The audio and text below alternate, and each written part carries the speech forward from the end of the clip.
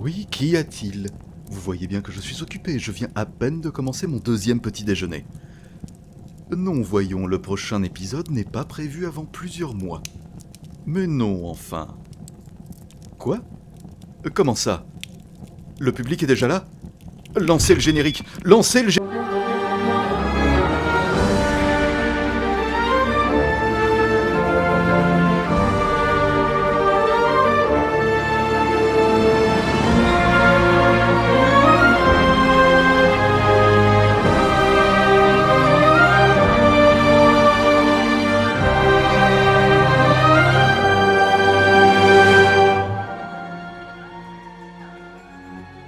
Bonjour à tous, et soyez les bienvenus pour ce numéro surprise de Secrets d'Histoire, l'émission qui dépoussière les récits de famille et de bravoure de la Terre du Milieu.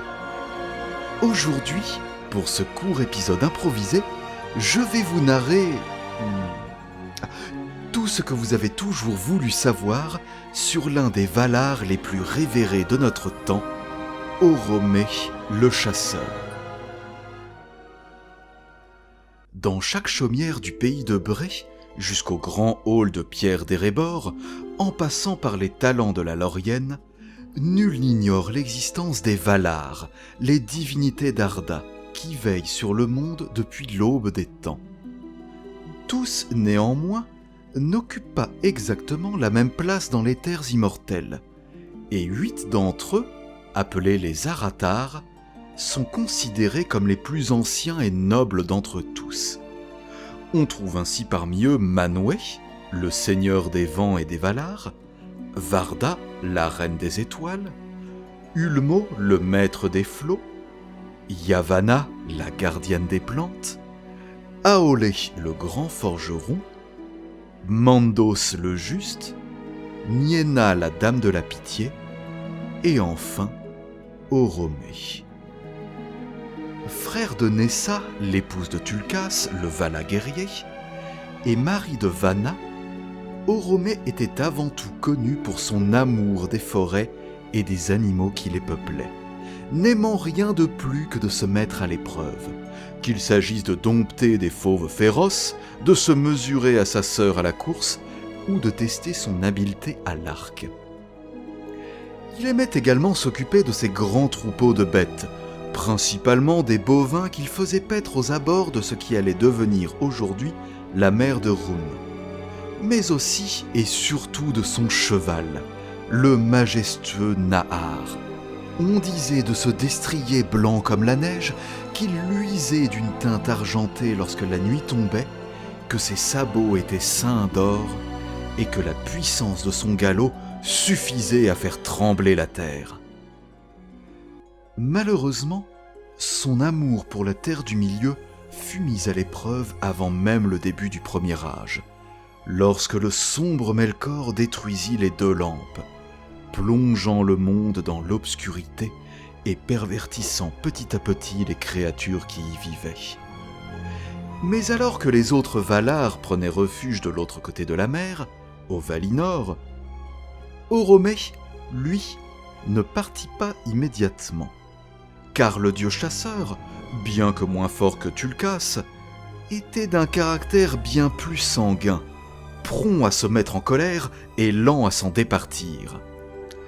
Or, de tous les Valar, ses colères étaient de loin les plus terribles. Et voyant ce que Melkor faisait de ces terres qu'il aimait tant, il était en colère, très en colère. Des années durant, Oromé chassa sans relâche les créatures maléfiques du noir ennemi, dans un monde devenu silencieux et endormi, faisant résonner son grand corps, Valaroma, pour instiller la peur dans le cœur de ses proies. Bientôt, cependant, les 2 arbres poussèrent au Valinor et répandirent de nouveau la lumière dans le monde. Et à contre-cœur, Oromé partit rejoindre les siens au Valinor. Cependant, un caractère aussi fougueux et revanchard ne saurait rester en place. Régulièrement, en secret, le grand chasseur retournait sur la Terre du Milieu pour reprendre sa traque.